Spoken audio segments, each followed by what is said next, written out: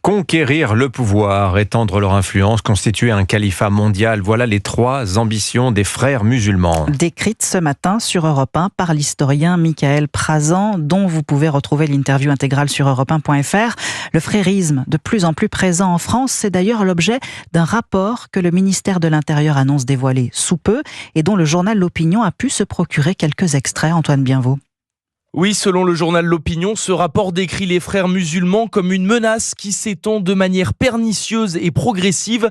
Les 2 auteurs du texte pointent notamment un risque pour la cohésion nationale encore plus puissant que le séparatisme salafiste. 130 à 140 lieux de culte musulmans seraient affiliés aux frères musulmans selon le rapport. On y trouve par exemple le lycée Averroès de Lille ou celui d'Al-Kindi près de Lyon, dont les contrats d'association avec l'État ont été résiliés. Invité du grand rendez-vous Europe 1 CNews il y a 2 semaines, Bruno Retailleau mentionnait d'ailleurs déjà ce rapport, pointant du doigt un vrai danger pour la société. Croyez-moi, les frères musulmans sont en train de s'infiltrer partout où ils le peuvent. Parce que les frères musulmans veulent demain imposer la charia à toute notre société. Selon l'entourage de Bruno Retailleau, cité par L'Opinion, les frères musulmans seraient même la matrice de l'islam politique en France.